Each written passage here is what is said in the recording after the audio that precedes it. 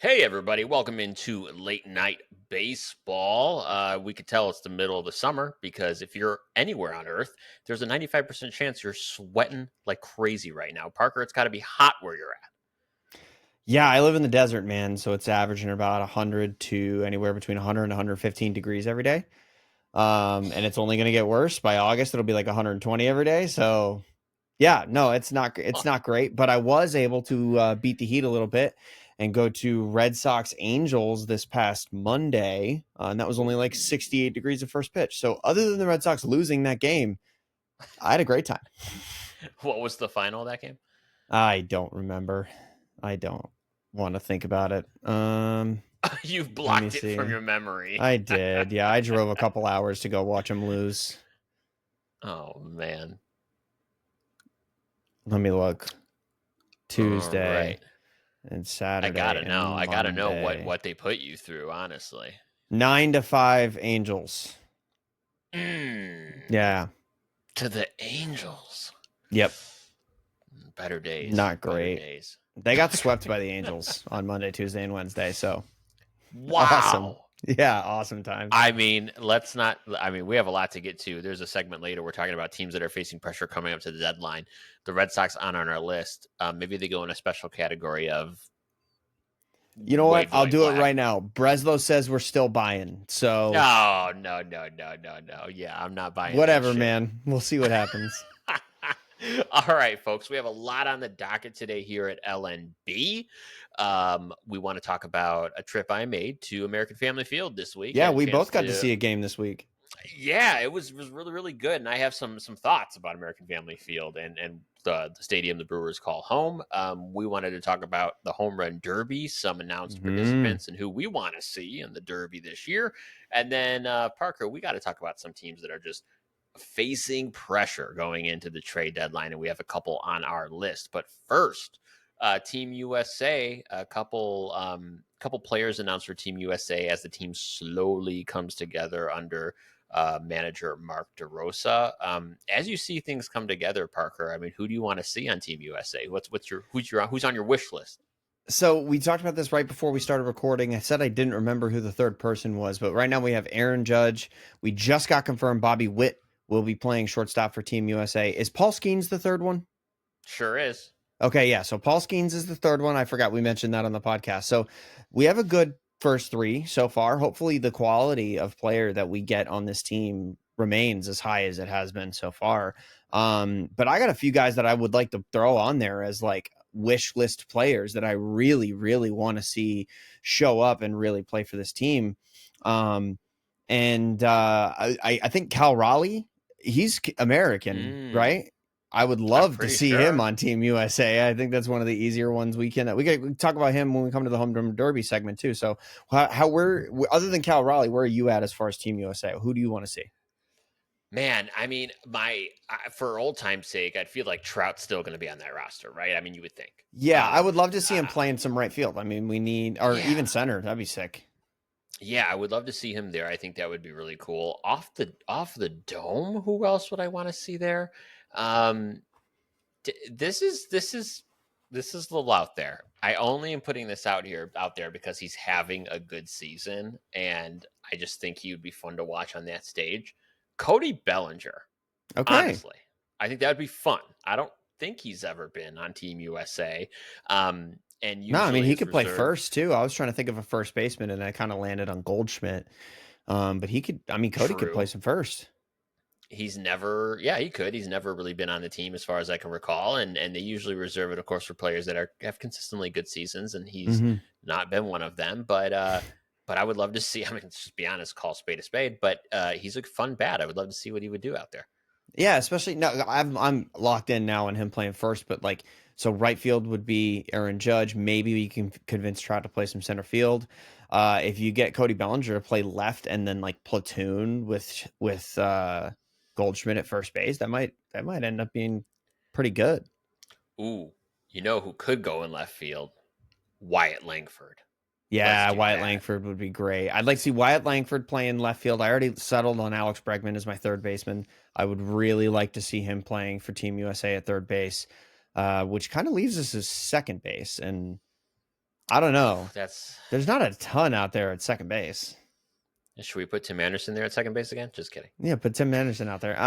Christian Campbell? No, he's not good enough right now. But Yeah, no, that's or, hard. Second base, I get like it's just really going to be frustrated another with how shortstop, weak. probably, right? Like Trey That's Turner. exactly that's exactly what it's going to be. That's actually probably it, right? No, Mm-hmm. no, Trey Turner probably is at short. It would probably be someone else, but the Well, bench is light. Bobby Witt's playing short. Oh, you're right. You're right. So I think Bobby Witt or Trey could be playing short or second on any given day, especially a Team USA like WBC. It's kind of spring training games there. I mean, like as far as like getting work in, so you're going to see plenty of work in the field at either of those positions. I could see either of them taking their turns, and I just don't feel like you have Team USA this upcoming WBC without getting Trey Turner in on the fun because he was such an integral part of the team last WBC. Can I interest you in a John Birdie? John Birdie, anybody? Yeah, dude. John, my favorite player in baseball. I know. You have a soft spot for John Speaking Birdie. of the Cubs, though, because John Birdie always makes me think of the Cubs. PCA, that's the center fielder. Ooh, that you're probably right. You're probably right. It makes me wonder if, given where Trout is in his career and him really wanting to stay healthy going forward for the remainder of his career as much as possible, he may bow out. I would not be surprised by that, actually. I wouldn't be surprised if Trout seems like not in like the least conceited way possible. Like if I'm not the captain, why would I show up? Like it's almost like he passed that torch to Aaron Judge this time. True, and I think that only happens because of the injury It's just the health considerations, right? Yeah, I mean he's not playing full seasons, so you got to keep him healthy for the Angels. Right. I think at catcher I got to go with Will Smith, right? I mean, Will Smith, Cal Raleigh. Yeah, I like those two guys just taking every other game. That'd be awesome. Man. I'm excited. WBC. I'm so excited for WBC. Well, especially because we're going to try to go. No promises, but we're going to No promises. I'm not going to lie. That we'll talk about this off air, but it's looking less and less likely for me to be able to go. I'm trying to buy a house. I'm trying to buy a house like 2 months later. So that's right. Okay. Well, we'll put a pin in that, folks. We'll keep you posted. So Parker, I want to bring this up because I thought of you immediately when I saw this come through last, I think it was probably 2 or 3 days ago. The Diamondbacks are playing a series or had to play the series this week at Wright Field against the White Sox. Story goes, Ketel Marte during a mound visit was basically yelled at and harassed by a fan in the stands and was talking shit to Ketel Marte and made a comment about his late mother. And I don't know that I've ever seen a player on the field get as emotional, rightfully so, that he did about this kind of shitbags comment. And as a result, the White Sox handled it very, very well. The White Sox banned the 22-year-old fan from their park, and MLB indefinitely banned him from every MLB ballpark. Like, Parker, this is happening way too often. Why can't people get this shit through their heads that they cannot act this way?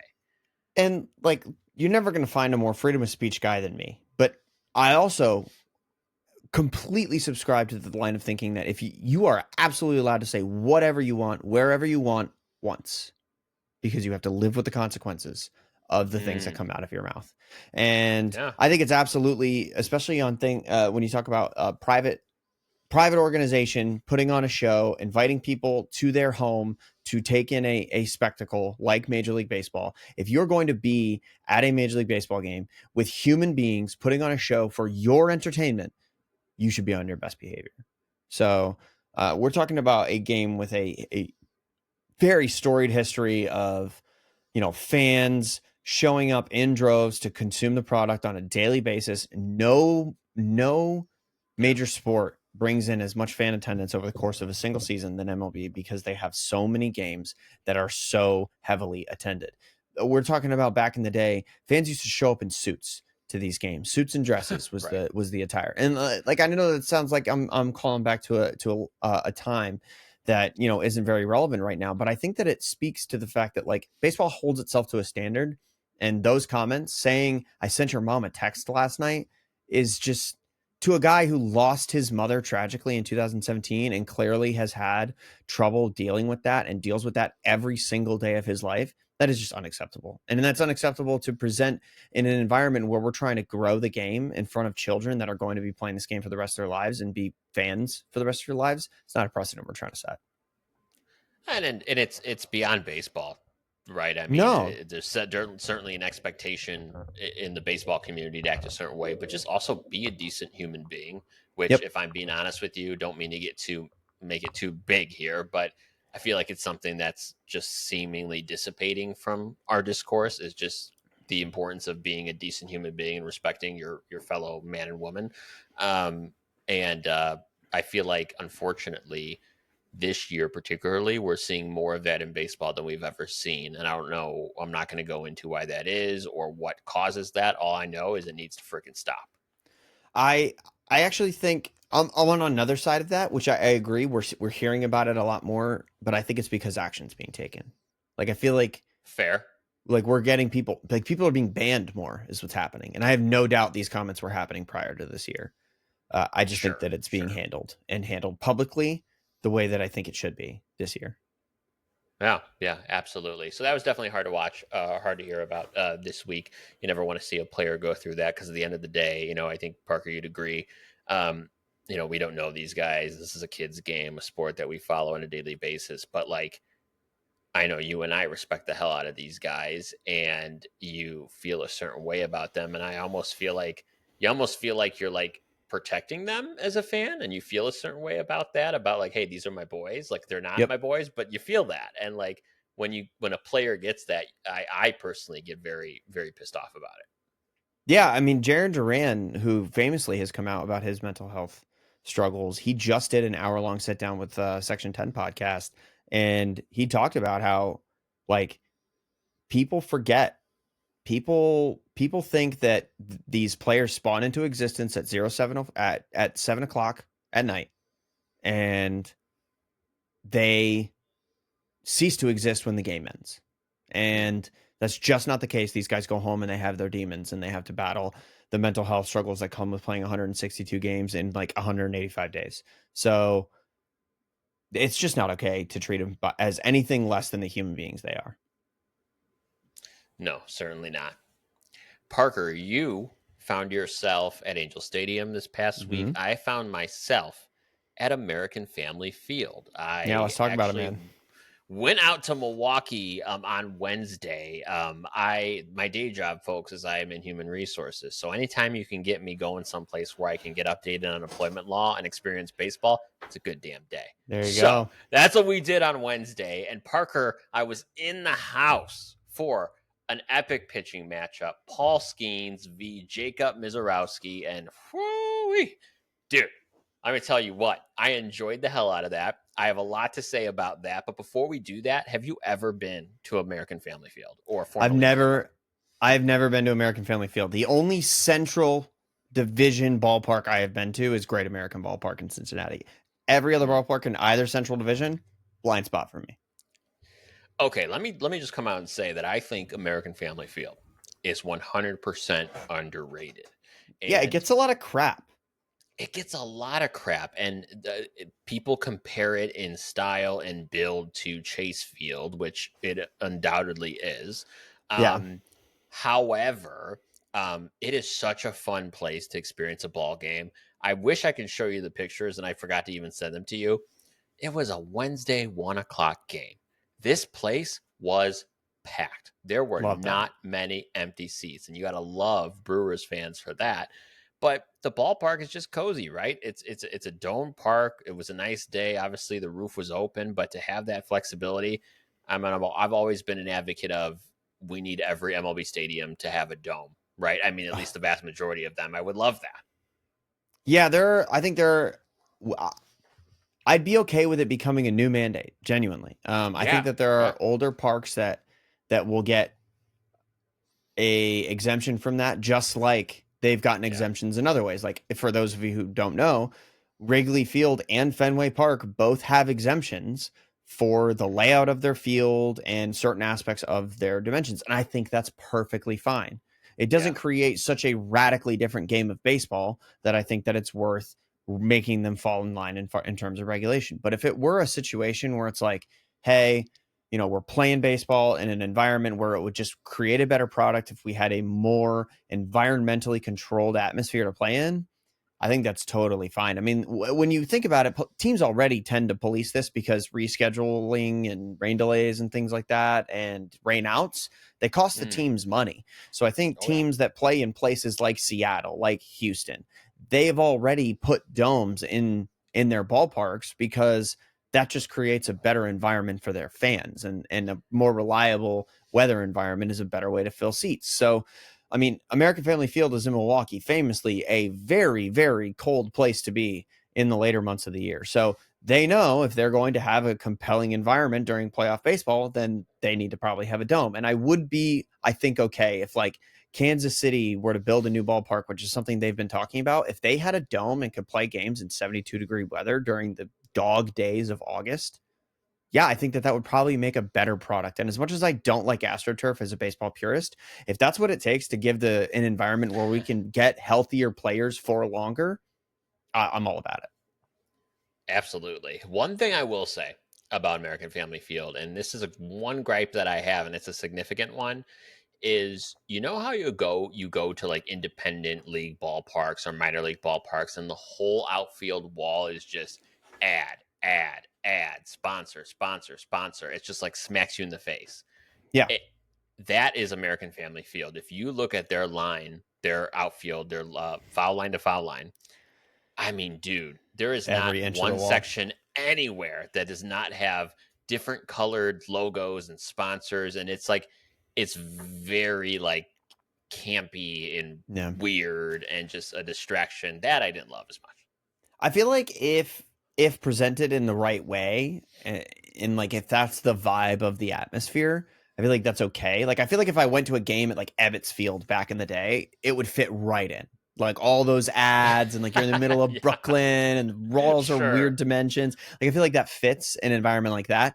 But in the modern environment of like very almost like clean cut ballparks, I don't think that really fits. Like if Dodger Stadium had all those ads along the wall, people would they would riot. I didn't even think about Ebbets Field. That's a really funny comparison. Hey, pick up Yeah, but Chester's tobacco cigarettes. yeah, exactly. Exactly. The number one bubblegum cod brand in Brooklyn. That's awesome. I did enjoy the ballpark. I would absolutely go to more games there. I try to get up there as much as I can, but Parker, this pitching matchup, Yeah. um, I let me start with Paul Skeens because Skeens struggled. He got through he had got the loss, but gave up 4 runs in the second inning, and um they made some hard contact off him. I mean, I think we've talked about this before, where there's evidence of that this year, where pitchers or batters are making better contact with Skeens. That fastball is down a little bit as far as speed goes, and he's been kind of on and off. But I was a little surprised how quickly this Brewers team hopped on Skeens. Interestingly enough, and this is a random stat that I picked up from the Baseball's Dead podcast, Dallas Braden was bringing it up on the show. He mentioned that this second inning, he gave up more runs in that second inning than he had in any other second inning in every start previous combined. And like that's Mm, one of those baseball stats. It's like on Tuesdays when the sun is halfway up and down. Like I get that, but also it yeah. is interesting because the first time through the order is typically for the best starting pitchers. Maybe not a guaranteed breeze, but the best starting pitchers get through the first time of the order. Everyone up and down, maybe a walk Yes. here or there, maybe a base hit here or there. So for Paul Skeens to be hitting this time in his career where his effectiveness seems to be dipping a bit, at least by Paul Skeens standards, a second inning where you get lit up by a Brewers lineup that is like kind of just okay, Hmm. that's telling. Like that's something that we probably should not be sitting on. And I'm glad we're addressing Paul Skeens first because there is stuff to talk about. And and once we get to Jacob Mizorowski, it's going to put it in stark relief where young pitching is right now and where the standard for young pitching currently seems to be. Yeah, I mean, and I'm not going to hold it against Skeens at all. Any good pitcher, especially if his caliber, is going to have these days. And in retrospect, I mean, 4 runs over the course of 4 innings pitched, it could be a lot worse. He did walk too, which I think is also something worth Mm-hmm. kind of thinking about, is his control isn't quite there like it was previously. Um, but if you go to Mizorowski, this is where I was the most fascinated, because this guy, and granted, he has not had many starts in the league yet. We know that. I mean, 4, I Skeens think it had is. right, and so Skeens had the advantage last year, right, of being the new kid on the block. People are updating their scouting reports. Every pitcher or player goes through that in their first year. So Mizorowski, 5 innings pitched on Wednesday, only 2 walks, 8 Ks. I mean, he had people looking silly on swings, and I was just like, I was my eye was drawn to Mm-hmm. watching how the batters reacted to his pitches. They just looked lost. Yeah, so Jacob Mizorowski is, and it was so funny too because we brought him up like a couple weeks ago, right before he made his big league debut. I threw it in the rundown like literally 30 minutes before showtime, and I was like, "This guy, I played with him in MLB The Show. I think he's going to be really good." And The show test, always holy, effective. holy shit, this guy has been really good. In his first 4 starts, he's given up 4 runs, 3 runs, something like that, something ridiculous, something incredible. And it's the first time this has happened since like integration, when like, or like the second time it's happened since integration or something like that. It's crazy. Like these are very, very, very good numbers for somebody just starting his career. And it's not just happening as a fluke. And I know that stuff like this doesn't typically happen as a fluke, but the underlying stuff about his game is actually stuff that gives me hope that this might be something that we get used to seeing actually for years to come from this guy, because Jacob Mizorowski is not just pitching well, he's dotting 100 miles an hour on the Yeah. black, like Yeah. habitually. And he's also painting his slider on the black, like every time he throws it. And when you Mhm. establish the ability to throw those breaking balls for strikes, it's like, now I can't sit fastball anymore because he's No. going to just place his slider in the bottom left corner of the zone, and I'm going to be absolutely lost if he does that. So when you show the level of just maturity, really, that this guy has shown already in his Yes. first 4 big league starts, this is a guy that profiles to be like, is this the second coming of Jacob deGrom? That's a huge amount of pressure to put on a young pitcher, but this is the type of stuff, like raw stuff, that made Jacob deGrom who we talk about him today. So I mean, I am so excited to see where this goes. And I think that especially when we have guys like Paul Skeens, we have Chase Burns, who just made his big league debut and struck Yeah. out the first 5 Yankees that he faced. Like, we are looking at an advent of incredibly good young pitching that I don't know that we've seen. Maybe we didn't recognize it last time we saw it. We had like a Verlander, Kershaw, and the advent of that like group of pitching. But right now, between guys like Skeens, potentially Chase Burns, Hunter Green, Garrett Crochet, uh, Jacob Mizorowski. Like, we have so many young, dominant, power starting pitchers that I am so excited to see just throughout the rest of their careers. I mean, I love the way you outline kind of how Mizorowski approaches the batter with the control and the velocity, because if you have the control that Mizorowski does, you Mm-hmm. don't need to be pumping 100. You can get by with 95, 96 as long as you Right. have the control, because people will tell you, anybody in baseball, particularly your pitching guys, will tell you that the goal is to make weak contact, right? Mm-hmm. Induce weak contact. And if you're batting against Mizorowski and you can't rely on waiting on a ball or waiting on that sweeper or that slider out of the zone, and he's forcing you to swing at it, you bet your ass you're making weak contact 9 times out of 10. You can't beat that. You just can't beat it. No, and if you look at the recipe for success that currently exists, I'm going to go to the American League because it's what I'm more familiar with. But right now, if the season ended today, it would be a very close vote between Tarek Skubal and Garrett Crochet for the American League Cy Young Award. And Tarek Skubal has seen this success now for 2 consecutive seasons and saw a lot of success. By the way, go watch my Tarek Skubal video. He saw a lot of success throughout his injury-riddled first couple seasons of his career. And the Yeah. reason that he's seen this much success is because not only is he pumping 103, but he doesn't walk anybody. He fills up the zone. And the reason that is such an important recipe is because the margin of error for a guy who throws really hard with a lack of control is very small. Because if you just so happen to throw a ball that is a wasted pitch, a wasted bullet. You're causing more damage to your body, and you're also closer to walking people. And traditionally, guys who throw that hard do tend to walk a lot more people. See Aroldis Chapman. But then when you see guys who have a lot of control, guys who throw like a 94, 95 mile per hour fastball, but are still able to fill up the zone, the margin for error of them is, am I hitting a ball's width from the corner of the plate, or did I slip just a half a baseball's width and now it's over the middle of the plate, and now Vladimir Guerrero Jr. is banging it off the wall for a double? That's the margin for error for them. Again, a very small margin of error. When you have both, it is greater than the sum of its parts. Your margin of error is now astronomically higher because you possess 101 mile per hour fastball, as well as the ability to dot it on the corners of the plate. I mean, the hitter is just completely lost, and you're going to see people taking pitches like 99 down the middle a lot against a guy like Jacob Misiorowski, because it's just, oh man, I was sitting breaking ball and he didn't throw the breaking ball, and I have no chance to get his fastball. So there we go. I'm walking back to the dugout. And I think we're going to see that quite a bit, and that's what's going to lead to his success if he can keep this up. Well, I'll tell you what, here at Late Night Baseball, we're going to have all eyes on Misiorowski and Skeens going forward because, like you said, Parker, they're a part of a really unique group coming up through the farm systems these days. Yeah, absolutely. Parker, I want to talk about what is upon us in just less than 2 short weeks. The All-Star game, of course, that includes the Home Run Derby. One of my favorite things to watch ever of all time is the Home Run Derby. I'm assuming you feel the same? Absolutely. Except for the playoffs, the Home Run Derby is the most, like, taking all Red Sox bias out of it. When it comes to watching just baseball for baseball's sake, Home Run Derby is right below the playoffs for me. I don't care about the All-Star game that much. Home Run Derby, I will be tuning in. I love that.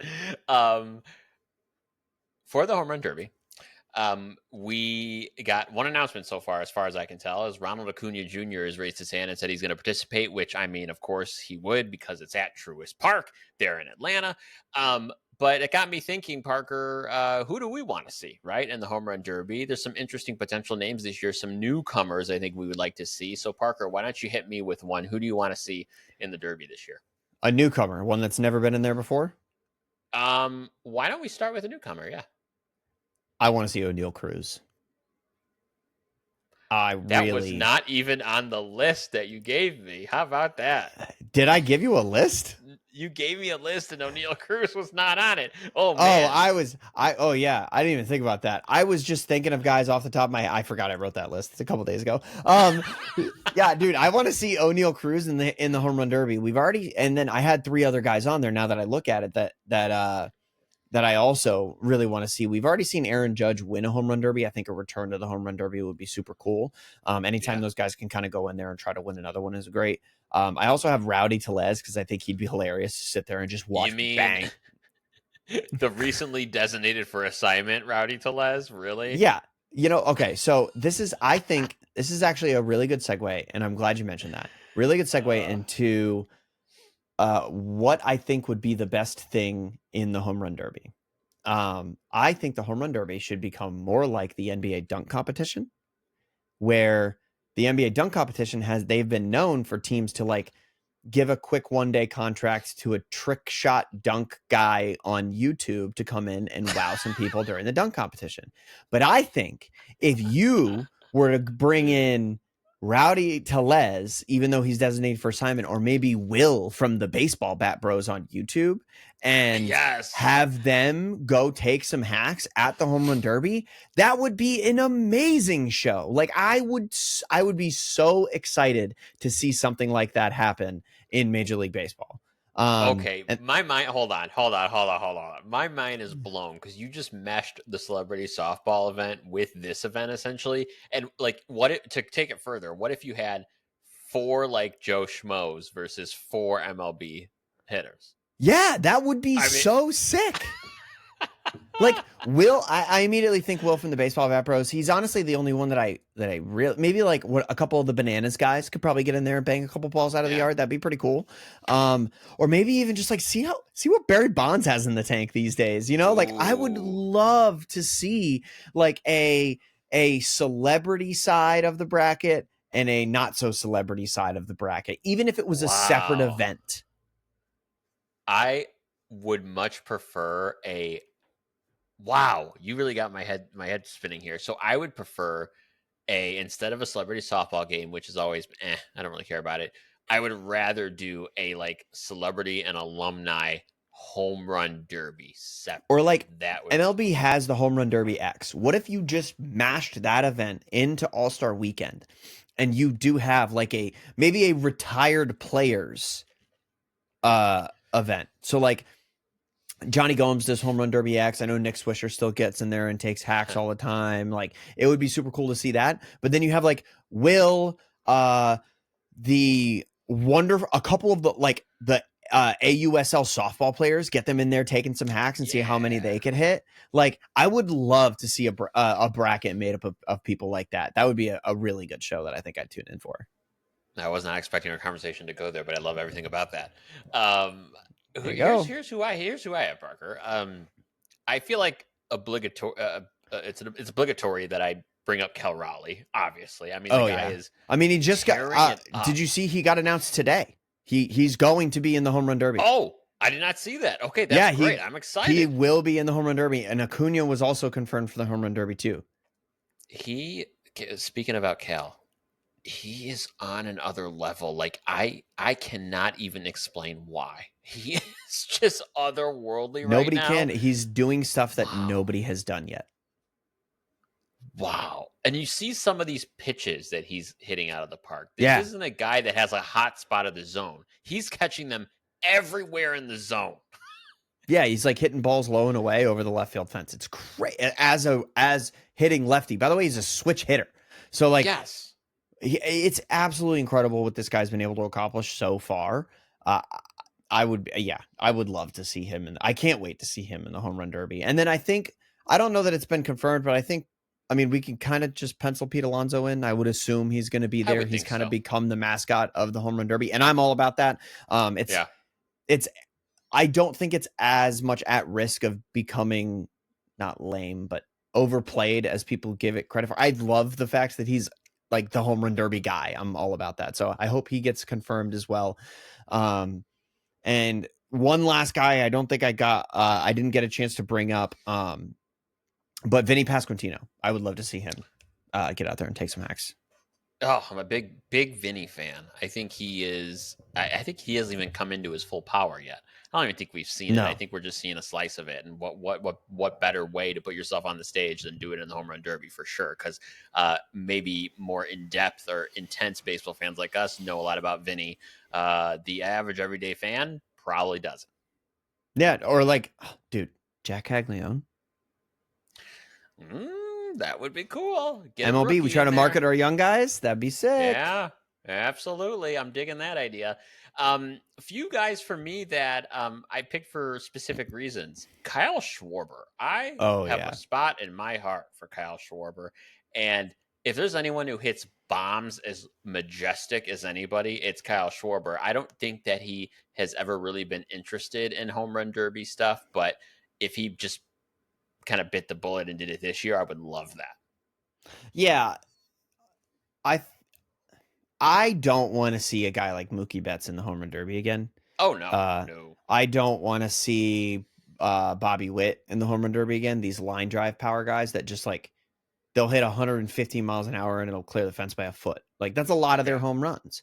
I want to see moon bombs. I miss the home run Yes. derbies like the one Aaron Judge won, like the one where Robinson Cano and David Ortiz were going back and forth in the home run derby. Like I want to see those guys hitting 450 absolute. plus Yeah, on the regular. I want two baseballs in the air, both going to left center field so that one dude is catching one and getting hit in the chest by the second. Like I want just like I think back to the Vladimir Guerrero one at not Jacobs Field, Progressive Field, where he like Yeah. literally that's what happened. He had like two baseballs in the air at a time and he was just absolutely cranking home runs into the stands. I need moon bombs in the home run derby. I don't want to see line drive shots. Fair enough. Fair enough. I got a guy who may surprise you with some bombs, and a guy who, because his team is doing so well this year, I think they need this, and the Tigers need to get Riley Green in the home Yeah. run derby for not only the fact that the Tigers are great and need to be recognized for it, but two, Riley Green's one of those players, much like Vinny Pasquantino, that people need to know more about. I would love to see Riley hit some bombs. Yeah, no, yeah, I think he's sneaky power. He's definitely got Yeah. so much pop, but he's a line drive hitter kind of guy. But I think if he just tunes his swing for a home run derby, which I don't think is a death sentence, like a lot of people will No. swear by the fact that the home run derby ruins swings. I just don't believe it. Mm-hmm. Especially because these guys, like, and of course the home run derby conversation always leads to, did you know that teams do home run derby basically every day during BP? Yeah, like they're doing it every day. It's not going to hurt them. Riley Green's a professional athlete, and I would love to see him smash some baseballs out of Turner Field. I almost just said Truist Park. Hey, and that right field fence as a left-handed Yeah, hitter, I'm also playing that card too. I think Riley Green could do pretty well. Yeah, man, I'm really excited about that. I feel like when we get to that week, when we're actually doing our show that week, I feel like we're probably going to spend most of our time talking about the home run derby, if I had to make a guess. for sure. I mean, what are we gonna talk about? The All-Star game where it's like everybody got one at bat, and you just whoever hit a home run gets the MVP award. Love you, Jaron Duran, but I was obviously talking about the red carpet. Duh. Yeah, duh. It's going to be Paul Skeens and Livy Dunn, like 17 pictures of them.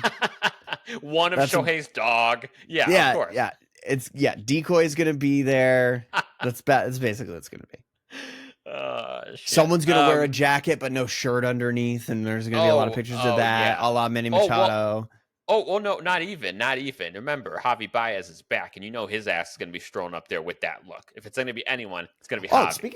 Talk about a guy who kind of might sneaky have a good home run derby if he was thrown in. I mean, his swing is a natural, like exactly. Upwards. I mean, the dude swings at a 90-degree angle, man. Like he is swinging directly into the sky every single time. And like I said, stop making the home run derby. Like, I don't think you have to be an all-star to be in the home run derby. No. You should just be in the home run derby if you're a power hitter. That's why I want a guy Daniel Vogelbach to go out there and just start mashing taters. That'd be awesome. I mean, you put Rowdy Tellez on the list, so clearly all-star is not. Those two guys are the same person with two different names in my head. They represent the same human being to me. How many guys can we list? We need to do that one day. How many guys can we list that are over 200 pounds, are first basemen or corner infielders that fall into that category? What? Rowdy Tellez, Daniel Vogelbach, Luke Voigt. Luke Voigt. Who else can? Frank Thomas. Like, if we're going to guys who aren't playing anymore, that was an archetype. I'm going to, like, not even the best ones, just like the mid, like, guys who hit level player. 210. Yeah, guys who hit 210 with 30 bombs. Correct. Kyle Schwarber. Like, that is such an There's so few of them these days, though. These days, yes, but like they were more frequent than an all-star second baseman, like legitimately. It amazes me.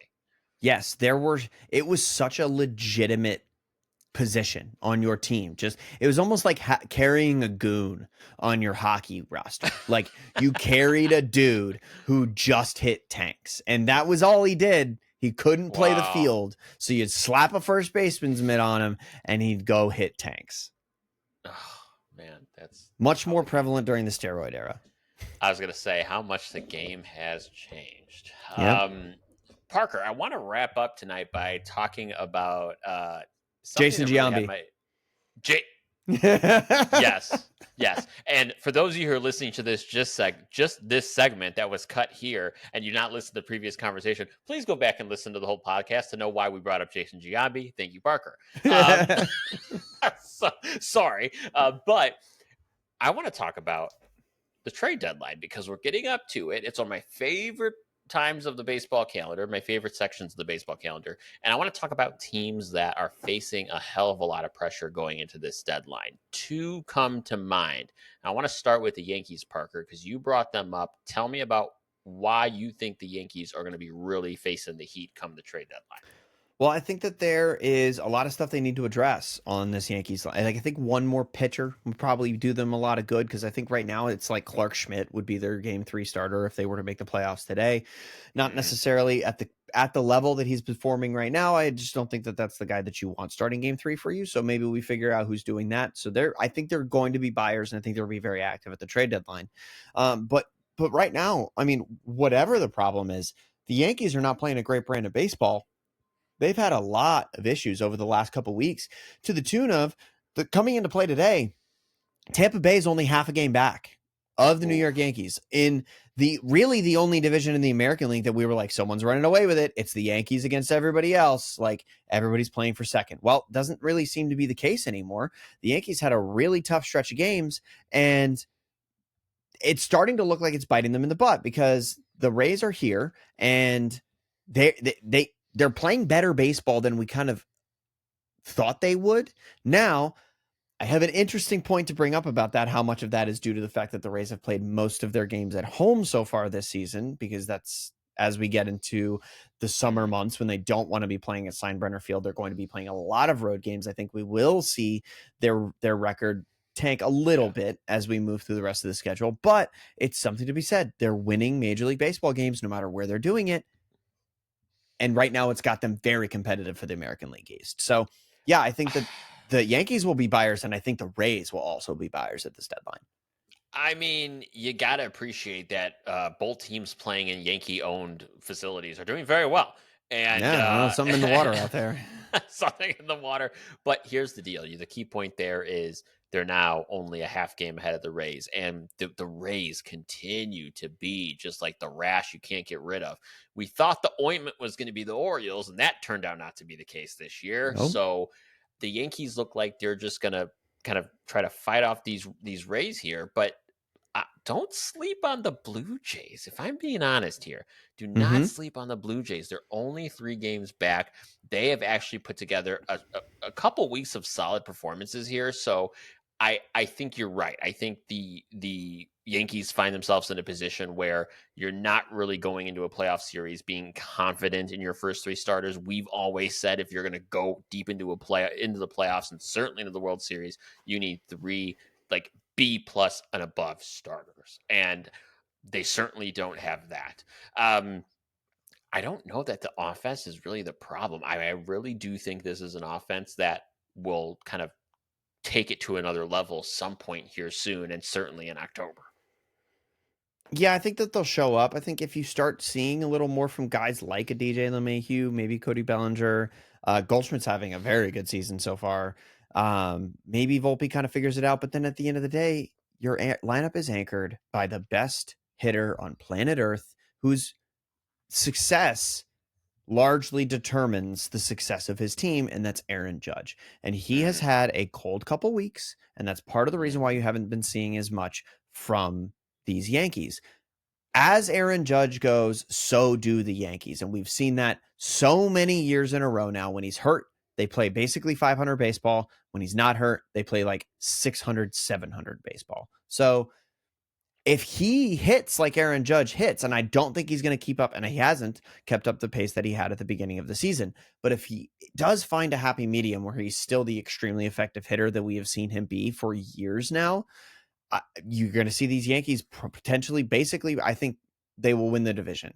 And I think that they're going to be competitive up until we find out if Aaron Judge is able to carry his regular season success into a postseason environment. Isn't that the problem though? Like as much as everyone loves Aaron Judge and he's such a key to this team and he will continue to be, like I don't love relying on one guy to carry Nope. this team because that is not how you build a winning team. Like if Judge is having a down week, a down month, a down postseason, which he has had, who are you relying on around him? You can't sustain a winner that way. No, I agree. And this is the same recipe for success that the Yankees were trying to implement during the Alex Rodriguez era, because he was not very good in the playoffs until the year he was in 2009 when the Yankees won the World Series. So it's like, if you're Mhm. so heavily reliant on this massive offensive weapon, and the Yankees routinely employ the most potent offensive weapon in baseball at the time, you Yeah. need that guy to be a guy that's going to perform in the postseason. So if Aaron Judge can figure his issues with the postseason out, then I think this team is damn near unstoppable as long as they get Yeah. that third starter. So that's why I think that maybe you do go out and invest whatever prospect capital they have, maybe a Spencer Jones, maybe you even trade away a Jason Dominguez, or maybe you wait for him to flourish and hope he flourishes and get another very reliable bat, especially one that's proven in the postseason, maybe a Kyle Schwarber or something like that. Like, there's something there that could lead to a lot of success for a Yankees team, as long as you have a guy that can truly be relied upon in the postseason. And to their credit, to this point, it has been Giancarlo Stanton in recent years that has been very, very good in the postseason. We haven't seen him yet this year. And I mean, if he comes out and he is Giancarlo Stanton with just 6 months, not 6 months, but 2.5 months of Yeah. like rest basically to start the season, then yeah, I think this is a very dangerous Yankees team as the season progresses. But I hope for their sake, as a guy whose baseball team routinely waits for the guy to come back from injury, and that is their quote unquote deadline edition, I hope the Yankees do not wait and think, okay, Giancarlo's our offensive deadline addition. Let's just focus on pitching. I'd like to see them at a piece on both sides of the ball. And if that's the case, I think this is a very dangerous team.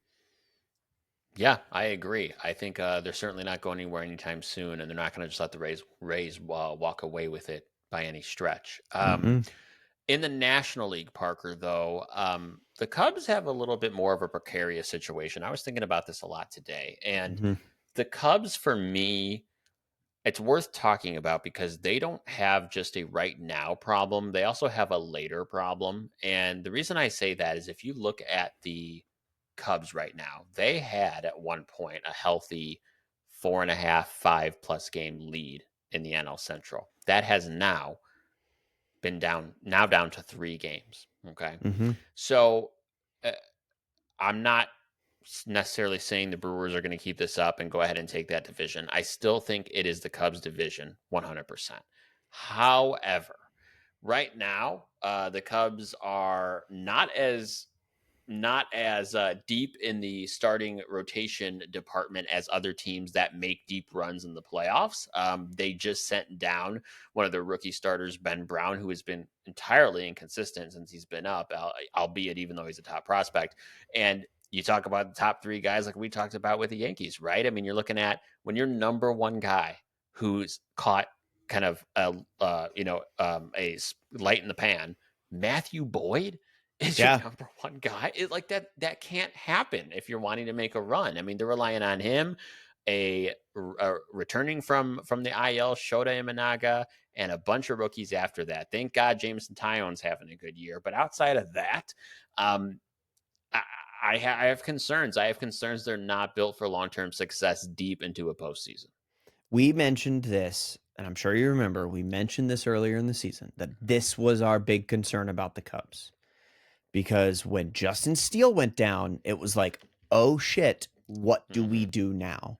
And Yeah. we're starting to see that. That lead is starting to dwindle. That lead is probably looking even more fragile these days when you have a guy like Jacob Mizorowski coming up for the Brewers and putting a jolt into a Brewers team that is now looking very competitive for Yeah. that National League Central. So I think that 3-game lead is a lot more fragile than it currently looks. Yeah.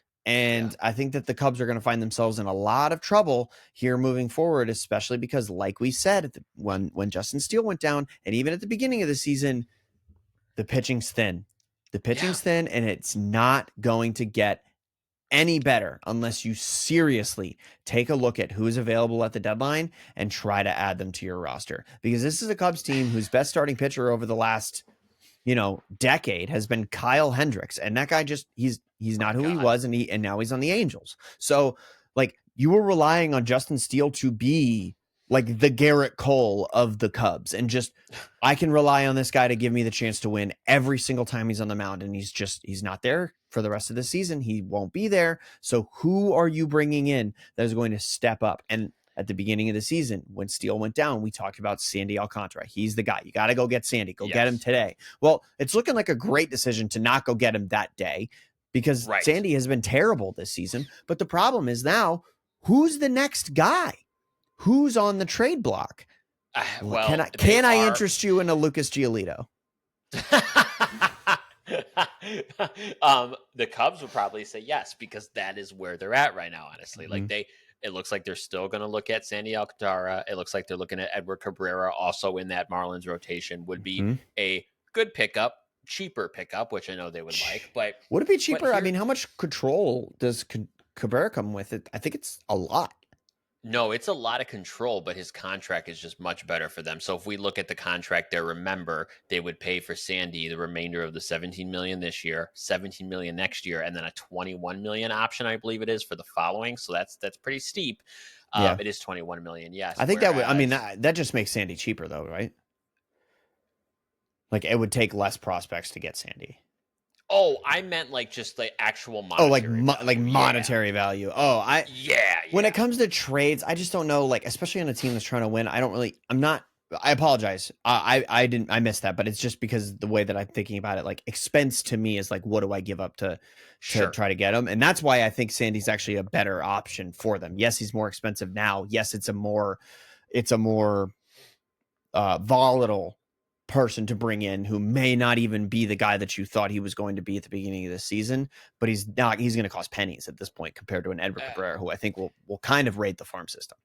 Yeah, no, I think you're right there. I also think what hamstrings this front office, though, and we've seen it in recent years, is they're more prone to prospect hugging than they ever have been, especially, and this kind of is a great bridge to my next point, especially that they gave up one of their top prospects, Cam Smith, to the Astros to pick up Kyle Tucker. And that is one thing Mm-hmm. that is hovering over all of this it was like not a uh, there is an over 50 to 60% chance that he is not on this team next year.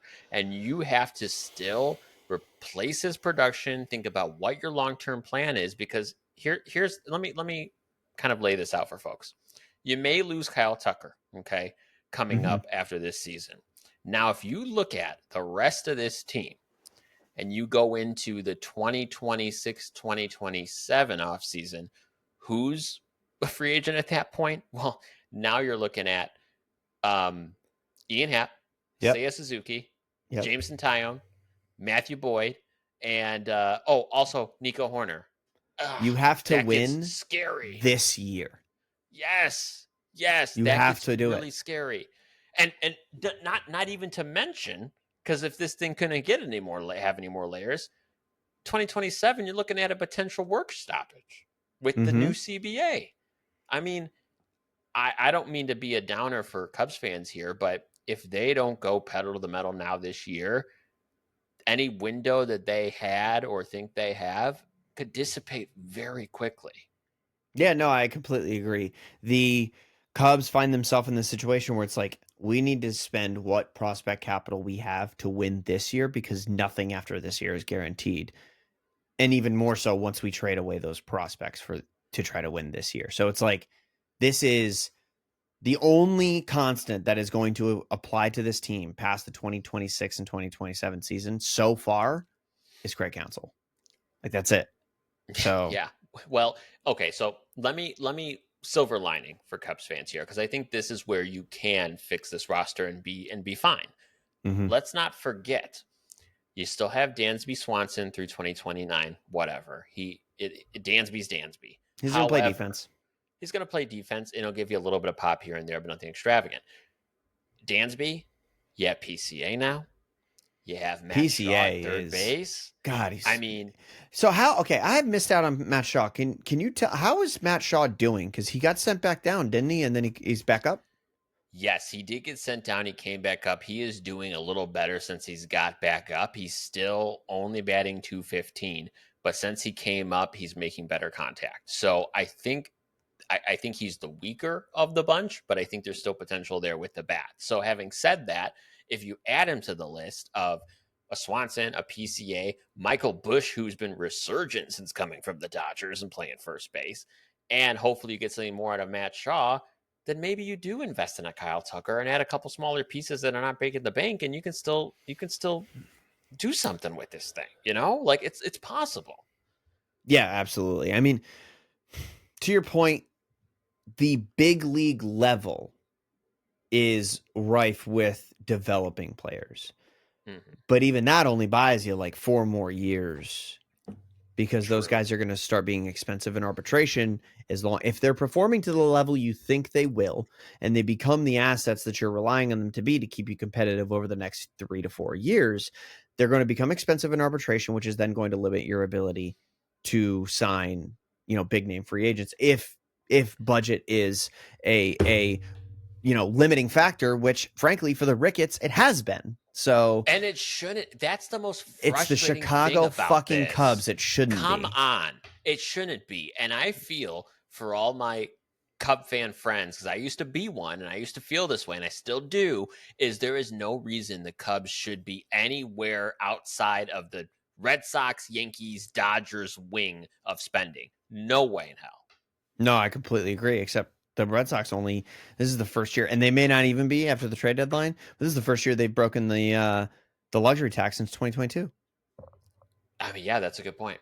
You're probably right. So I think the big spenders Yeah. are just in a different bracket. Like there's like 2 true big spenders, like the Yankees and the Mets, and after that, it's like a solid like 20-30 million dollars before you get to people like where I don't have the numbers in front of me where I assume like the Phillies are and teams of that ilk. Yeah, that's all I'm saying is I, for reasons other than my geography, I am so fascinated to see what happens with this Cubs team at the deadline with Kyle Tucker and what they're going to do to fortify this team, because it's either going to be a success and Jed Hoyer is going to get all of his flowers, or it's going to come crashing to the ground. We're banging the doom and gloom drum for a team that is currently occupying first place. The problem is you can kind of see the writing on the wall. Now, this is the time. This is the time to go get starting pitching. Don't even wait for the deadline, because what you're going to see is these prices go up. If you're going to spend at the trade deadline and go get people, go get them right now. And that never happens because of the risk of injury and before the All-Star break. You want to get guys who are off an All-Star break and things like that.